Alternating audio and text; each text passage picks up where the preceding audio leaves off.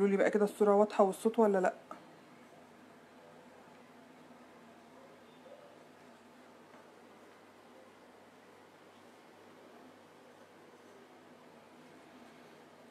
قوليلي يا وسام، الصوت والصورة كده عاملين ايه؟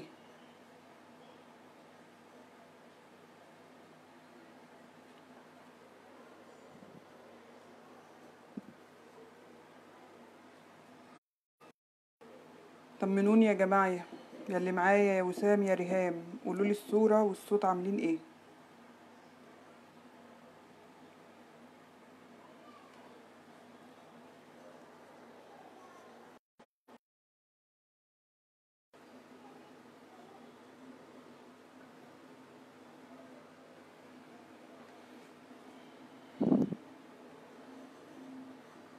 اكتبوا كومنتات، عايزة اعرف الصوت والصورة واضحين ولا لأ، ابدأ اشتغل ولا لأ. الصوت كويس بس الصورة لسه برضو، ده مش عارفة بقى اعمل ايه اكتر من كده، مش عارفة. الصوت كويس جدا، خلاص خليكم مع الصوت.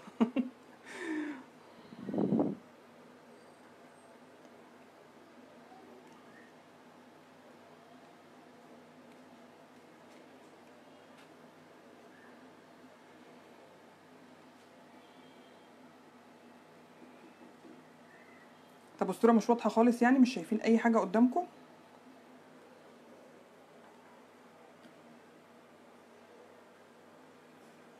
الصوت كويس جدا. وياك عمري كويس، ايه بقى الصوت ولا الصورة؟ يعني لو عملت حاجة هتشوفوا انا بعمل ايه ولا مش شايفين؟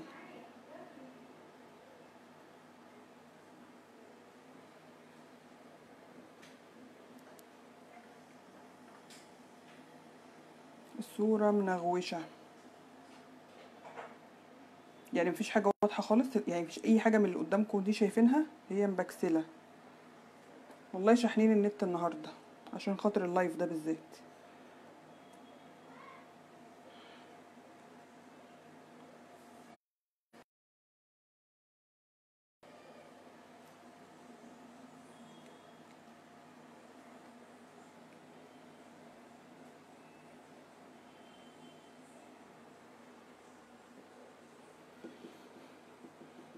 طب ابتدي ولا ايه؟ قولولي بقى انتوا، ممكن ترجعي لورا شوية.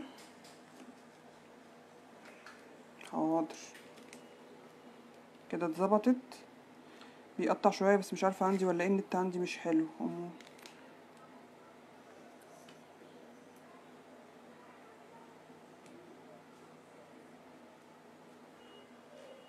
ها كده الصورة برضو لسه مش واضحة، مش عارفة اعمل ايه بصراحة.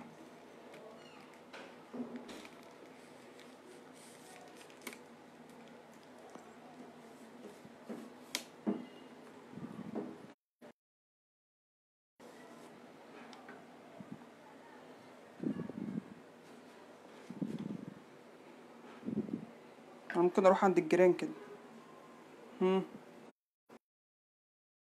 اهو الصورة كده عاملة ايه؟ جاهز المفرش؟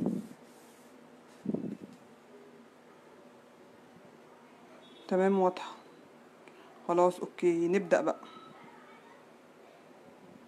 ممكن نشوف تمام بدأت تتظبط. طيب مادام بعدنا شوية كده يبقى نقرب بقى كده كمان اهو، علشان تبقى ايه الصورة بعيدة وبقت كويسة. تمام. الاول ازيكم عاملين ايه ومنوريني ومشرفيني؟ ماشي يا حبيبتي، خلاص هنبتدي بقى نشتغل. لو في حاجة وقفت اكتبولي على طول علشان نقف. بصوا انا معايا هنا كوبايتين دقيق عليهم ذرة ملح، ومعايا كوباية لبن وكوباية سكر بالكوباية بتاعة الشاي العادية اهي، وكوباية مش مليانة زيت يعني كوباية الا ربع، وثلاث بيضات. جميل ما شاء الله. اتفضلي يا قلبي. ومعايا 3 بيضات. هنعمل كيك شاتو كراميل.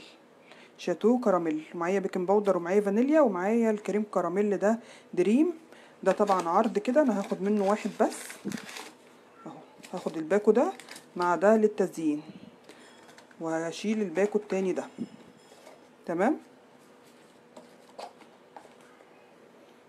خلاص كده. هبتدي اشتغل دلوقتي. اول حاجه دلوقتي انا مولعه الفرن علشان يسخن، ومجهزه الصينيه ومبطناها. تمام.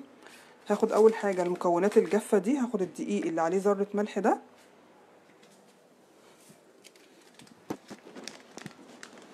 وهاخد عليه البيكنج باودر وهنخلهم.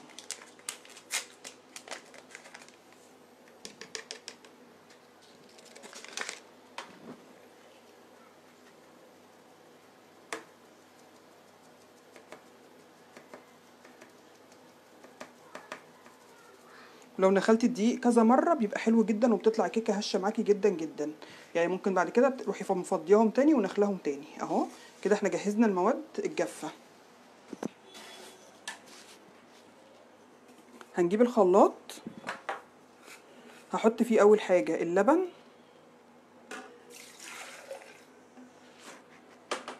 والسكر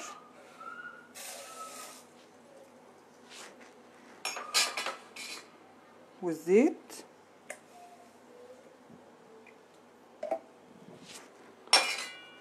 وكيس الكراميل.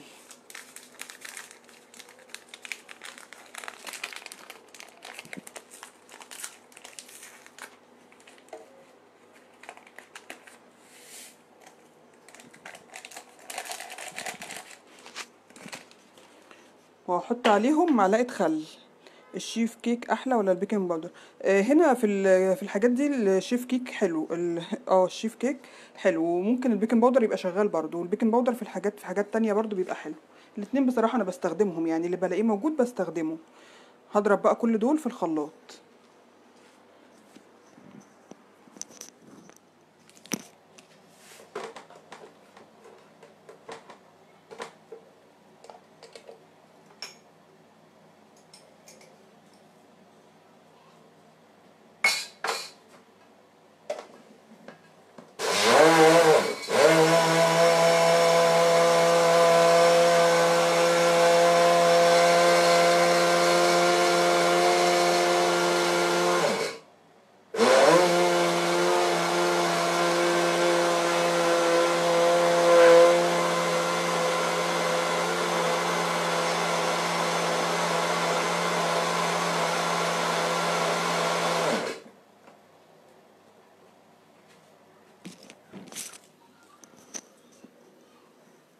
ربنا يخليكي يا حبيبتي، انتي الاحلى والله.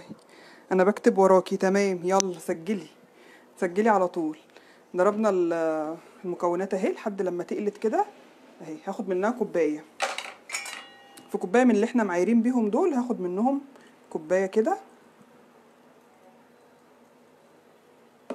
هحط الكوبايه دي في التلاجة، والباقي ده هحط عليه البيض، 3 بيضات، ومعاهم الفانيليا.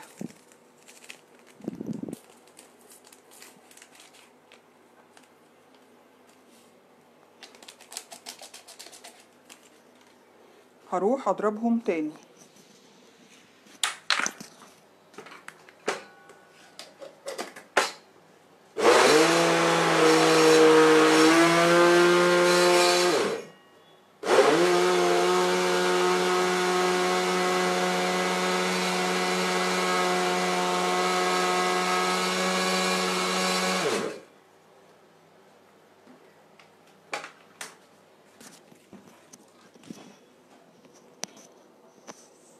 خلاص كده يا بنات ضربتهم. هجيبهم بقى على الدقيق وابتدي ان انا اقلب. هحط الخليط ده كله على الدقيق.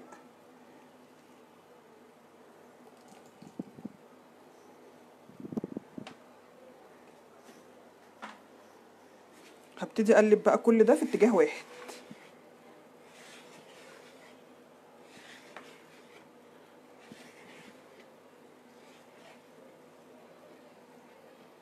اهم حاجه ما يتسيبيش فيه اي تكتلات.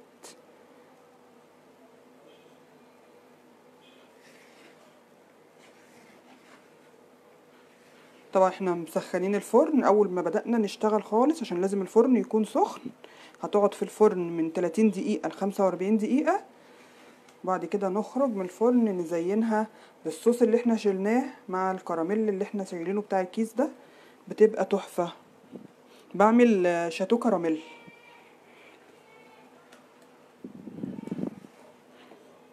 قلبي الدقيق كويس عشان ما تلاقيش دقيق في الطبق اهو.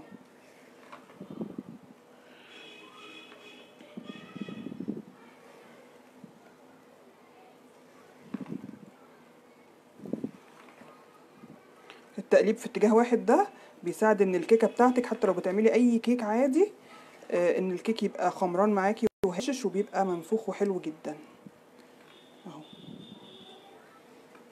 حبايبي تسلمولي يا اللي بتعملولي قلوب، تسلمولي يا رب. اهو كده خلاص خليط الكيك اهو. الصينيه مقاس 24 مدهونه زيت او سمنه ورشه دقيق عشان تتبطن. ما عندك عايزه تحطي ورق زبده حطي ورق زبده.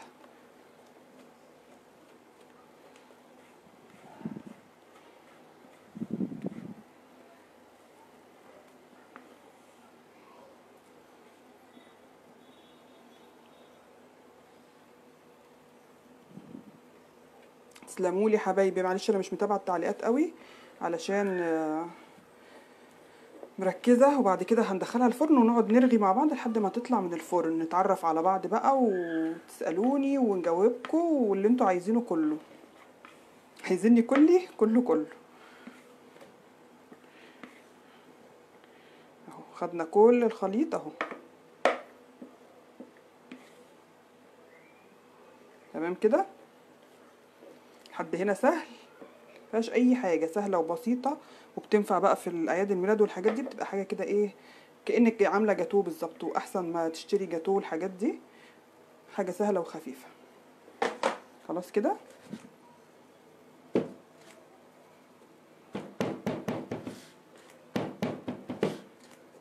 اهي.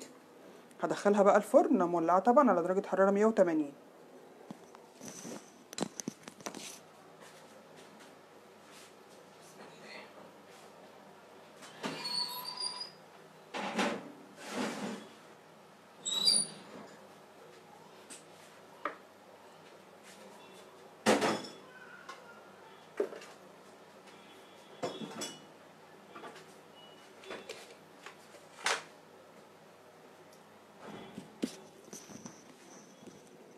الكوبايه دي بقى هسيبها في التلاجة لحد لما نخلص الكيكه وتطلع نبتدي نحط عليها الخليط بتاعنا ده. لازم نجربها ان شاء الله، جربيها طبعا هتعجبك جدا.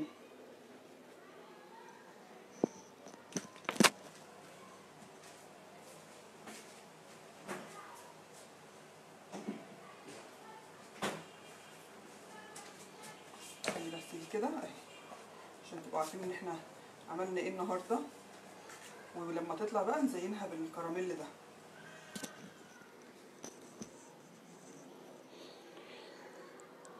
خلاص كده معاكم بقى. تقولوا لي اي سؤال اي استفسار نتعرف على بعض، تقولوا لي ايه رايكم، هشوف كومنتاتكم. شكلها حلو امال الطعم هيبقى تحفه بجد. ولسه لما تحطي الصوص والكراميل وتديها شكل كده بيبقى والله جاتوه.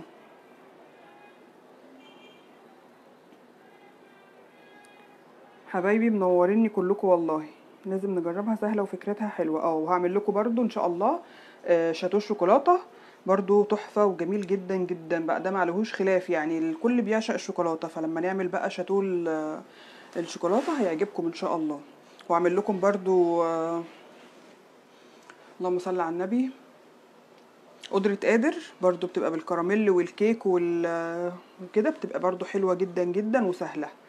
وكل ده موجود على في انا حطها لكم فوق في العنوان بتاع اللايف. اتمنى طبعا انتوا تشرفوني وتنوروني، وكل حاجة هتلاقوها عندي. حاجات للمدارس وحاجات اكلات سهلة وسريعة، وكل الحاجة موجودة عندي. وكل اللي انا بعمله ده موجود على القناة. ممكن المقادير تاني عشان انا جيت في نص الفيديو. حاضر. كان عندنا كوبايتين دقيق عليهم ذرة ملح وكيس بيكنج باودر، نخلناهم وركناهم على جنب. كان عندي كوباية سكر، كوباية لبن، كوباية الا ربع زيت، وكيس كريم كراميل. دول ضربتهم الاول وخدت منهم كوباية حطيتها في التلاجة. حطيت عليه 3 بيضات مع كيس فانيليا، وحطيت المقادير السايلة على المواد الجافة وقلبته ودخلتها الفرن. طبعا فرن سخن على درجة حرارة 180 في الرف الوسطاني. هي بتستوي فوق وتحت. اول بقى ما تخرج ان شاء الله من الفرن هنضيف عليها الكوبايه اللي احنا شلناها من كريم الكراميل ده ونزينها بالصوص ده، بتبقى تحفه. ايه اللي يخلي الكيكه مفتوله؟ يعني ايه مفتوله؟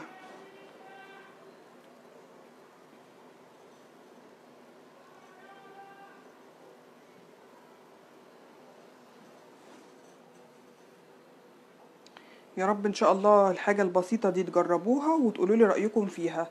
اللي يعمل حاجه من الحاجات دي يصورها وينزلها في الكومنتات او يبعتها لي على الخاص عشان يفرحني ويقول لي ان انا عملت الحاجه وعجبته.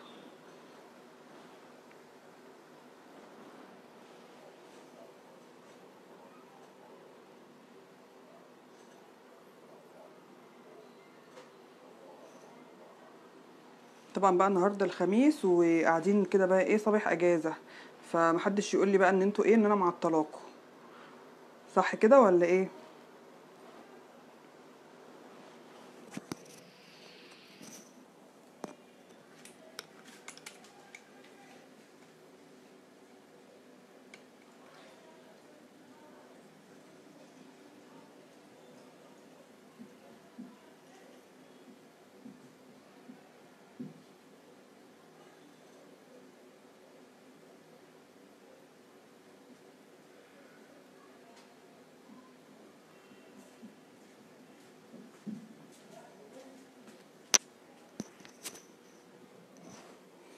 تقريبا ايه. يعني ما تفرفتش. اه. انك تضربي الحاجات كويس، تضربي في الخلاط كويس وتقلبيها كويس، ما تخليش فيها اي تكتلات خالص. ممكن يكون نوع الدقيق مش حلو، انا مستخدمه نوع الدقيق اللي هو الكوثر. ممكن يكون نوع الدقيق ما شربش المواد السايله، فعشان كده بيتفرفت معاكي. مفرفته. ايوه ايوه. ممكن يكون نوع الدقيق. لا ابدا مش متعطلين، انا عن نفسي بستفيد بالوصفه حبيبتي. تنوريني وتشرفيني وتسلميلي يا رب. انتي زي العسل، عطلينا موافقين. انتوا اللي عسلات والله.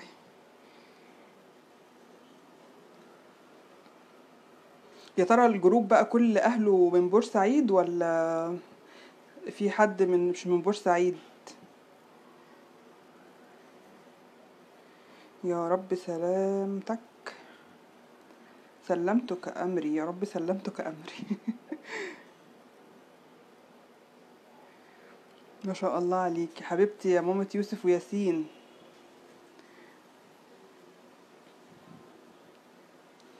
انا من بورسعيد، احسن ناس.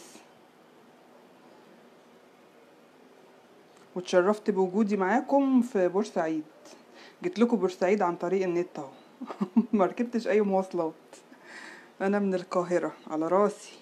منورة يا قمر. منورة بورسعيد.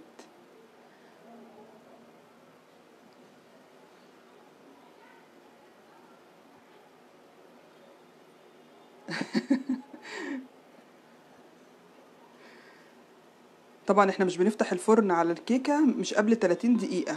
يا رب سلمتك امري بورسعيد. احسن ناس.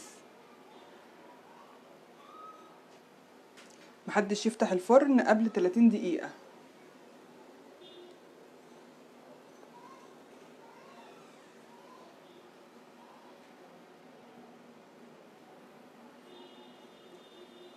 يا رب سلمتك امري، قريتها خلاص.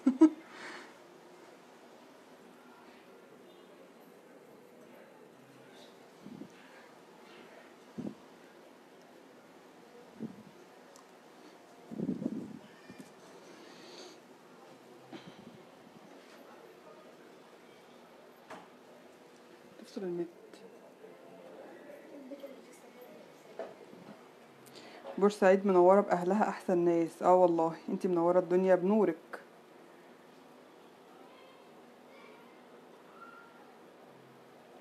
تسلم ايدك، تسلمي يا حبيبة قلبي.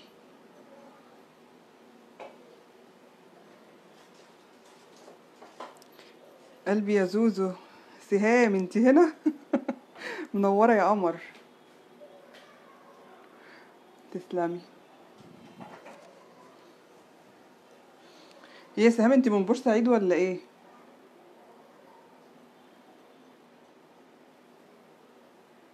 تسلم الايادي حبيبتي، تسلميلي ربنا يخليكي. لا ده مش هيجي بعدك بقى.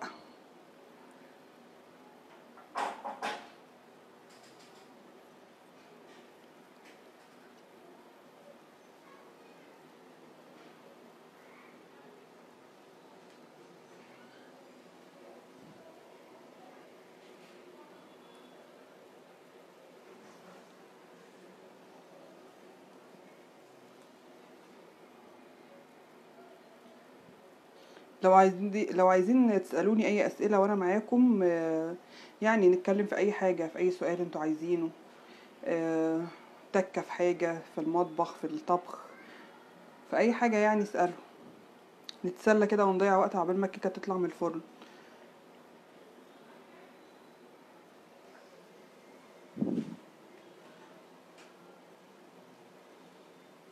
حبيبتي يا مامة يوسف وياسين.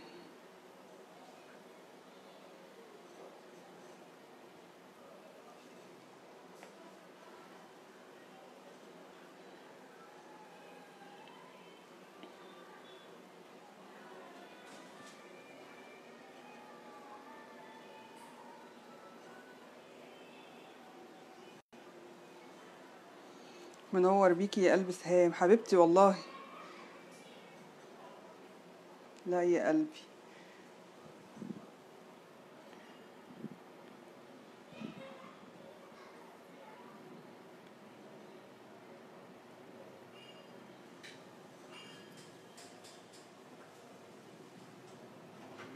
ممكن ما تمسحيش اللايف عشان اشوفه من الاول؟ لا مش همسحه.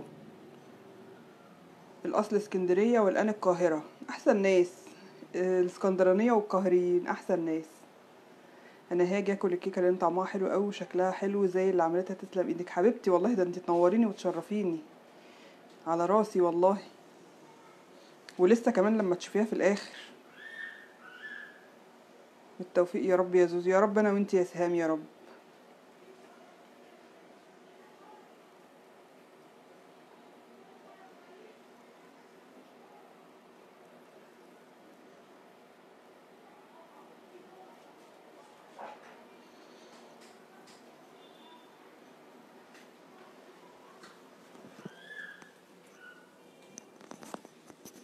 اكتشفتي امتى ان عندك هواية وحرفة المطبخ؟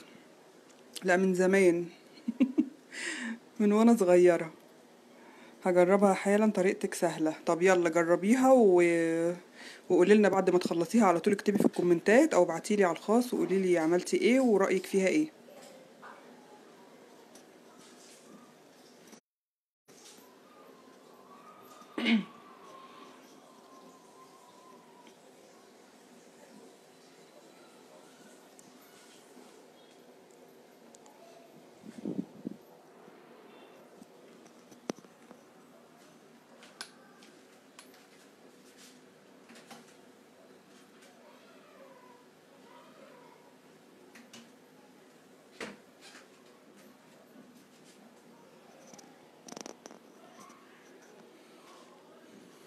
وقولوا لي لو عايزين حاجة مثلا، عايزين تشوفوا طريقتها قدامكم وقولوا لي عشان نبقى نعملها في لايف تاني.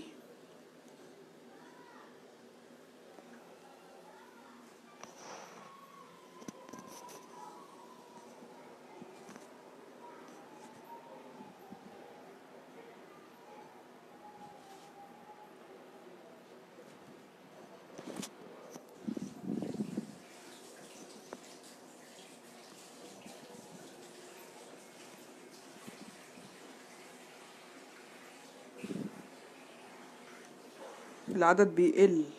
بتروحوا فين؟ ممكن اسهل طريقة للبيتزا، وعايزة اشوف افكار لاكلات موفرة. ماشي يا قمر. اسهل طريقة للبيتزا، اعمليها عجينة اقتصادية بدقيق وخميرة وسكر وذرة ملح وزيت. مش عايز، ممكن ما تحطش فيها زبادي ولا لبن بودر ولا الحاجات دي، فهتبقى عجينة اقتصادية. دقيق وخميرة وسكر وملح وزيت. واعجنيها كويس قوي وسيبيها تخمر. انما بقى لو هتزودي فيها اضافات هتحطي زبادي، هتحطي بيض، هتحطي لبن بودر، دي كده اللي بتزودي فيها الاضافات بتاعتها. لو عايزه تطعمي، لو ولادك ما بياكلوش البيض مثلا فبتدخلوا لهم في عجينه البيتزا، لو ولادك ما بياكلوش حاجه معينه ممكن تدخليها في الدقيق. اللبن مثلا، تحطي لبن حليب، حطي لبن بودر. والعجينه دي تقدري تحشيها وتقفليها، ممكن ما تبقاش بس بيتزا، ممكن تبقى بيتزا وميني بيتزا، وتبقى فطاير محشيه ومحطوطه في الفرن، وتبقى سهله قوي ان ولادك ياخدوها المدرسه. احشيها وقفليها باي شكل ودخليها الفرن، بتبقى جميله.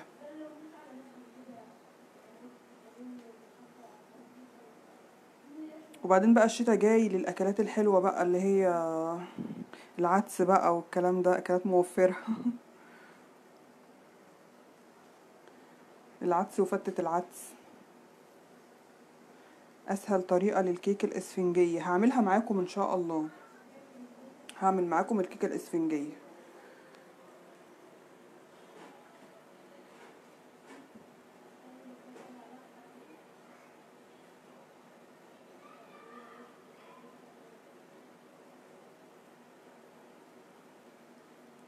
لان انا ناويه اعمل معاكم تورتايه برضو صغيره كده، فهنعمل الكيك الاسفنجي وهنزينه بقى ونعمله تورتايه باذن الله.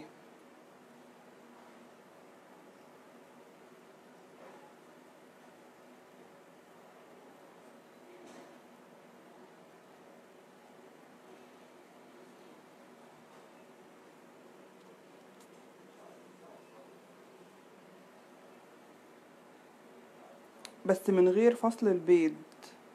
ليه؟ ده فصل البيض سهل يعني. فصل البيض مش بتعرفي تفصليه ولا ايه؟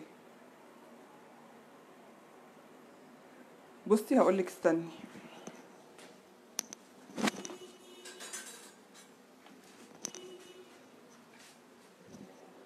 ما شاء الله، تسلم ايدك، تسلمي يا حبيبتي. بصي، عارفه دي اللي بتبقى في طقم التوزيع دي، اكسري فيها البيضه هينزلك البياض وهيتفضلك الصفار هنا اهي. دي كده ممكن تفصلي بيها البياض عن الصفار.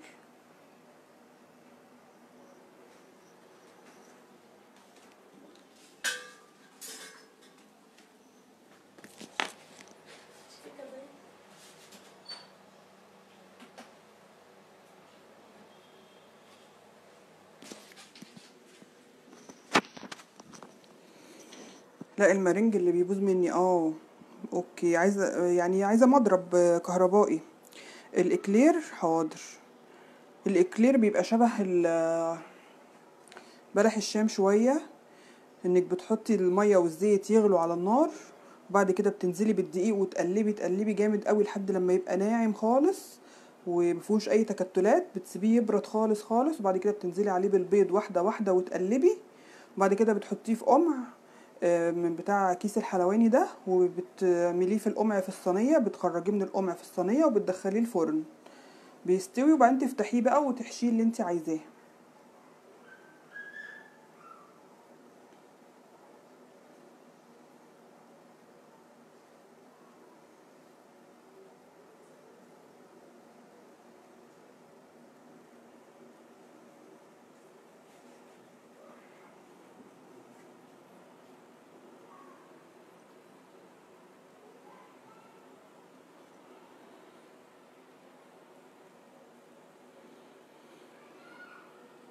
يا رب ان شاء الله يكون بفيدكم وتكونوا بتستفيدوا مني واللايف يكون عاجبكم.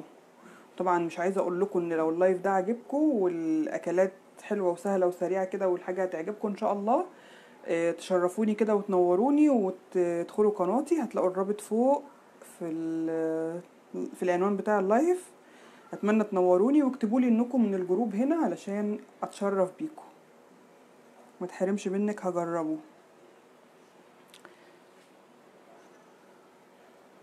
اي حد يدخل القناة عندي يكتب لي بس في اي كومنت من الفيديوهات، اكتبوا لي ان انتوا من جروب هنا علشان تنوروني وتشرفوني، هسعد بيكم جدا وهتنوروا القناة.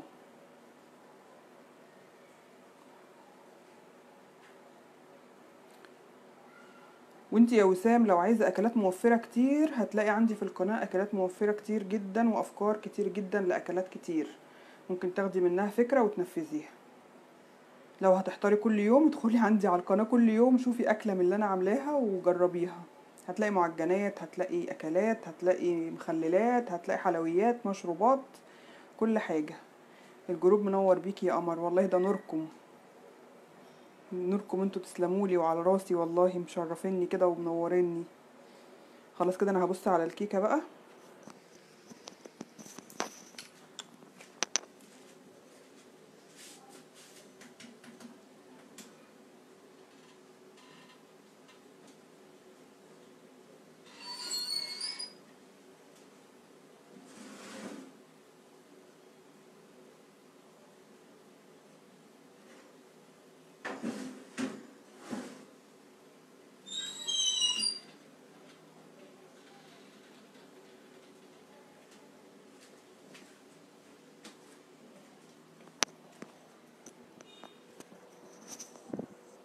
تسلميلي يا وسام يا رب. خلاص الكيكة فاضل 5 دقايق بالكتير وهخرجها. طبعا بقى لازم نسيبها تستهدى شوية كده وتبرد علشان نحط عليها الصوص ونزينها ونديها الشكل بقى الحلو بتاعها.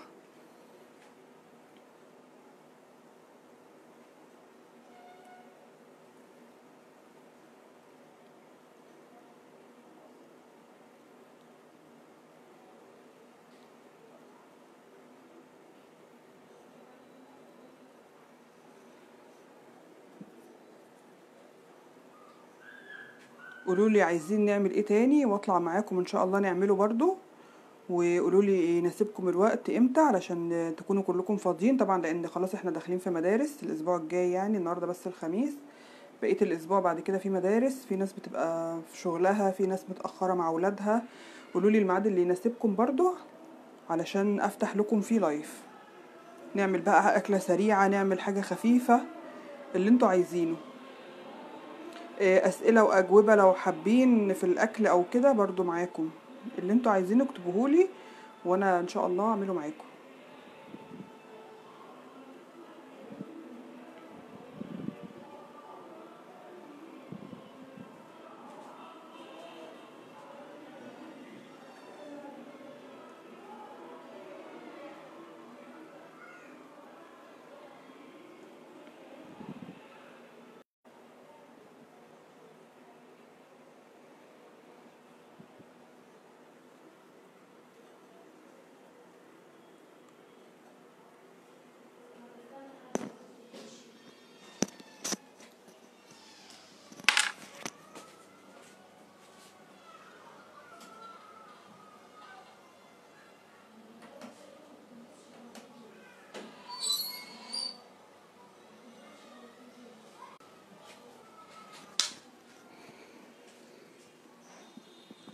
5 دقايق كمان والكيكة تخرج من الفرن.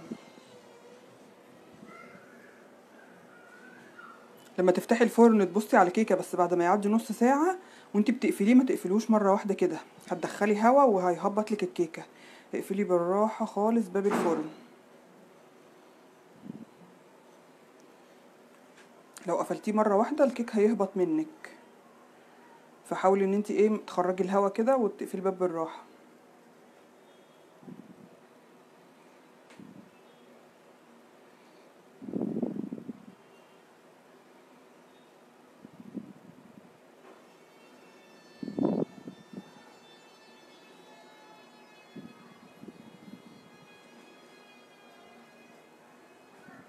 طبعا الكيكة دي سهلة قوي انك تعمليها بالمضرب اليدوي، تعمليها بالمضرب الكهربائي، تعمليها بالخلاط، كل الحاجات دي شغالة معاكي في الكيكة عادي. يعني لو ما عندكيش خلاط او بايظ ممكن تعمليها بالمضرب اليدوي عادي، لو عندك المضرب الكهربائي ممكن تعمليها بيه برضو. اي حاجة موجودة عندك، ما توقفيش نفسك على حاجة. اهلا بيكي يا قمر، اهلا بيكي يا زيزي.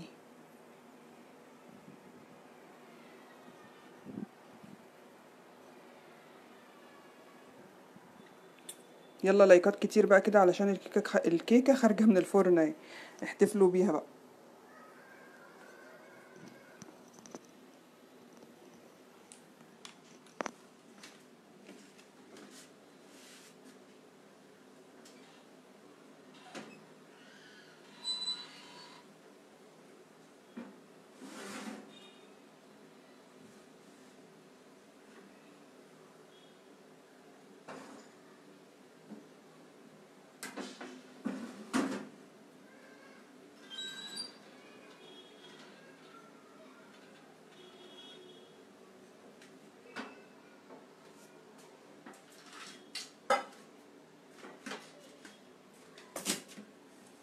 خلاص كده انا لقيت الكيكه خلاص، هخرجها بقى. بس ايه، طفيت الفرن، هسيبها جوه كده شويه علشان تستهدى. بس جهز بقى كده عشان المفرش. بس هحط دي عشان احط عليها الصينيه.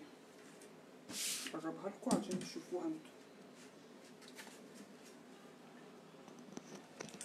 طيب يا زيزي، شوفي اللايف ده من الاول وشوفي اللي احنا عملناه كله ونفذيه، وان شاء الله ان شاء الله مش هتطلع معاكي فاشله ابدا. وكمان ادخلي عندي على القناه، هتلاقي ملف، هتلاقي قائمه تشغيل فيها حلويات. هتلاقيني عامله الكيك بكذا انواع واشكال، كيك تايجر وشاتو وكل حاجه هتلاقيها معاكي.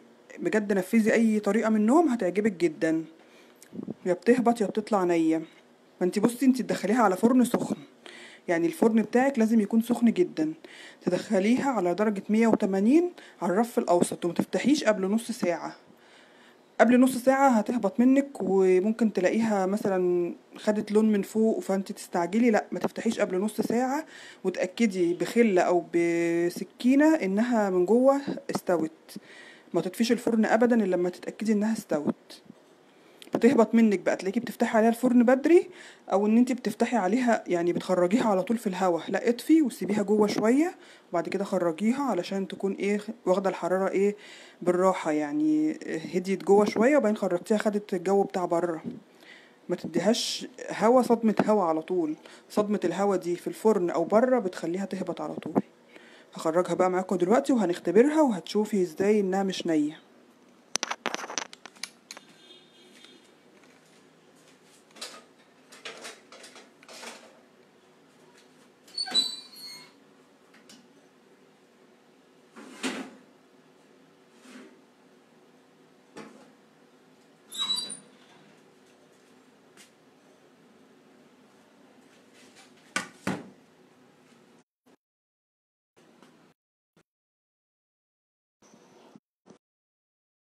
ما شاء الله. بصوا، واخده لون حلو جدا ومستويه، والاحراف بتاعتها فاصله اهي. بصوا بالحرف السكينه ونعمل كده، نقول بسم الله اهي. طالعه ما فيهاش عجينه اهي، اهي طالعه ما فيهاش عجينه خالص. بصوا اهو.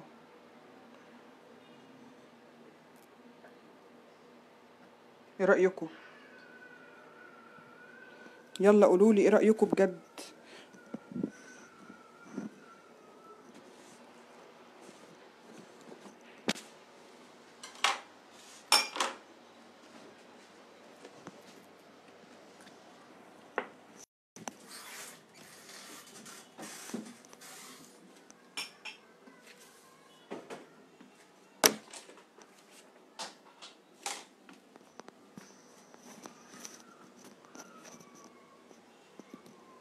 ما شاء الله جميله، تسلم ايدك، تسلمي يا حبيبتي.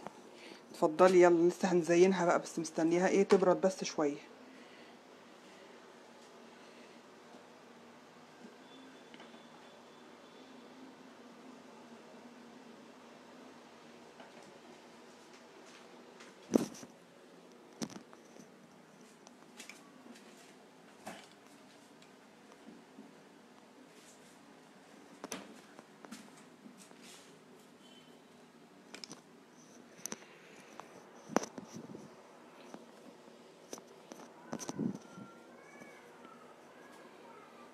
طبعا عندنا هنا الكوبايه اللي احنا شلناها في التلاجة اهي بتاعه الصوص اهو. ما شاء الله جميلة ولونها حلو ما شاء الله. لما تسيبيها على الرف اللي في الوسط، في وسط الفرن، بتاخد لون من فوق حلو وبتستوي وبتبقى جميلة. انما ما تشغلتي عليها الشواية بتبقى بتاخد لون على طول، بتغمق. شكلها لذيذ ويفتح. ولسه ما تزينتش، هي كده لسه ما تزينتش. تسلمي يا سمر. انا عايزة اقلبها في الصينية دي ونزينها في بره، مش هتزينها جوه الصينية دي.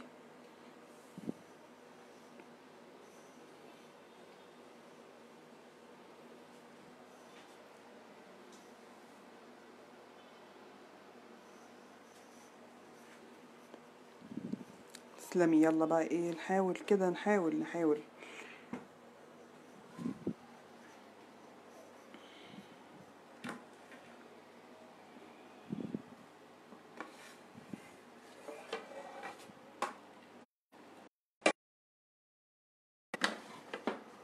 بسم الله بسم الله.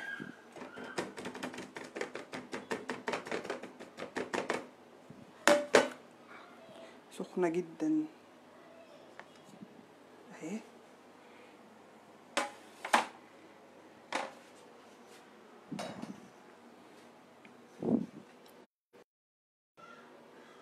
ها، ايه اللي بيخلص لونها يغمق من جوه؟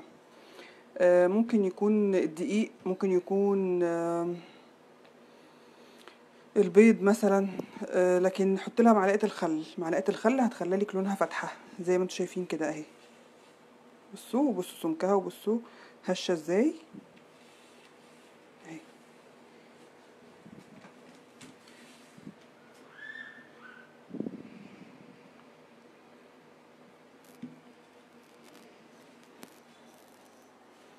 عايزاها بس برضو تبرد سنه علشان عايزين نقلبها كده. خليها بقى هنزينها بقى على الوش ده عشان الوش ده مساوي.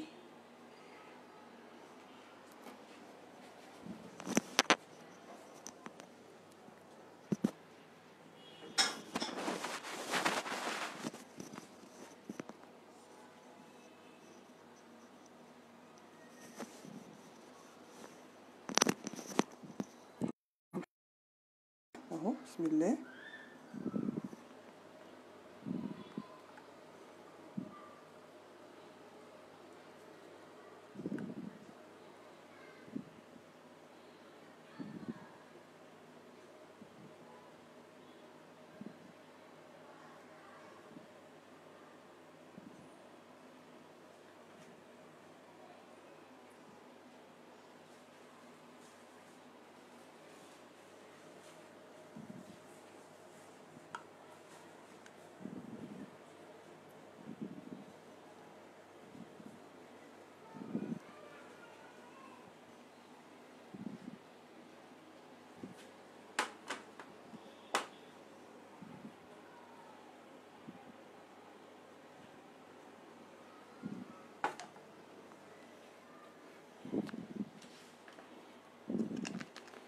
وهنفتح ده. الصورة منغمشة ليه؟ طب نبعد شوية اهو كده.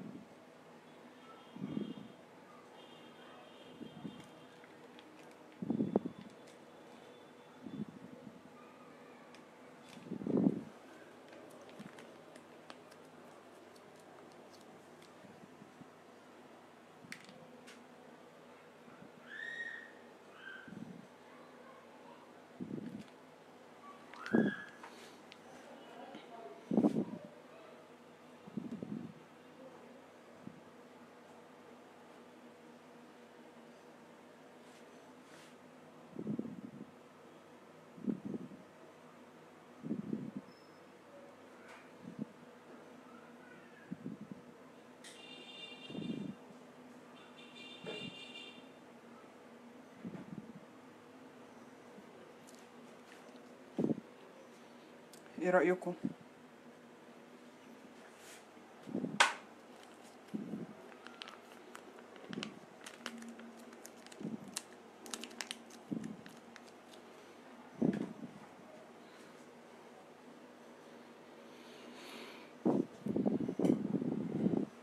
يلا اللي يجربها النهارده يصورها لي ويقول لي رأيه فيها ايه. الصورة اتعدلت ولا لا؟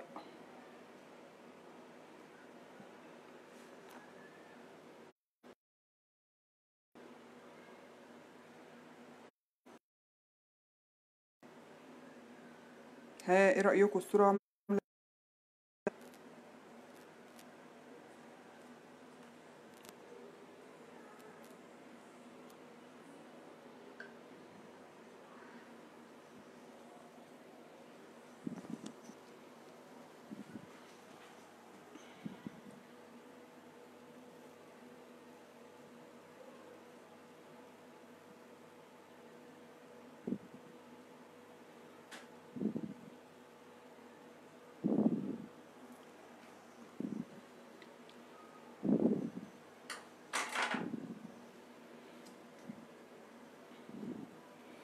تحفة، تسلم ايدك جميلة. ايه رأيكم يا جماعة؟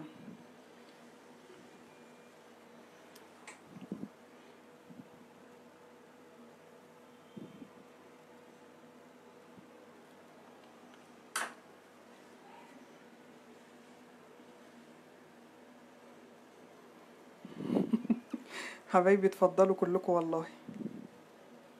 اهو الصورة من تبقى واضحة لكم.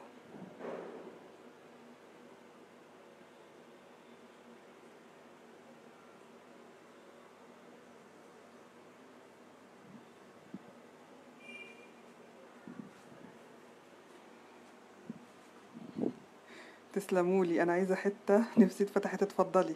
بتتعدل وترجع تاني. خلاص انا خليني بعيد كده علشان تشوفوها. اهو كده الطريقة. لا شوفي اللايف من الاول بقى.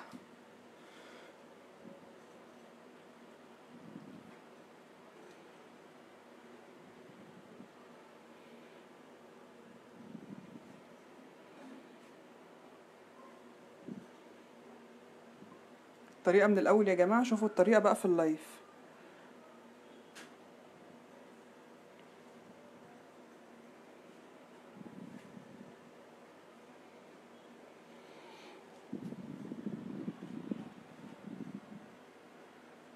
اتفضلوا كلكم والله. ممكن ننزل بدي كده كده كده.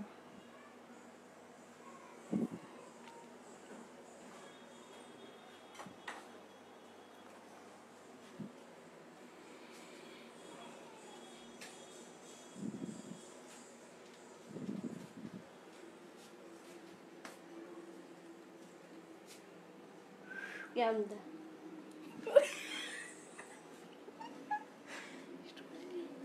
نعم يا بابا.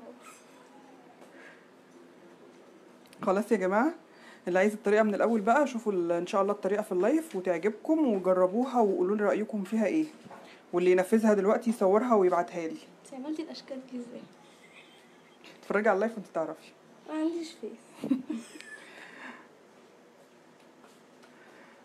واتمنى طبعا تشرفوني وتنوروني في قناتي، قناة إبداعات عزة، هتلاقوها على اليوتيوب. مستنياكم تشرفوني بإذن الله. ولو عجبكم اللايف دوت تعملوا لايكات كتير وشير كتير علشان الناس تستفيد وكمان يجربوا الطريقة الحلوة دي. أهو.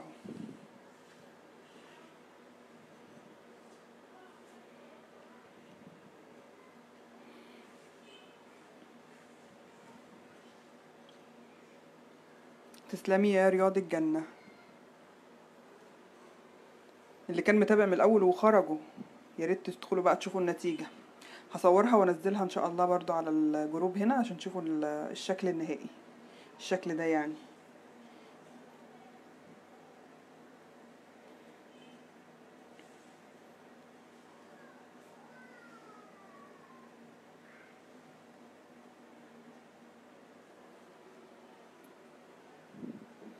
خلاص يا جماعة، عايزين اي حاجة قبل ما اقفل؟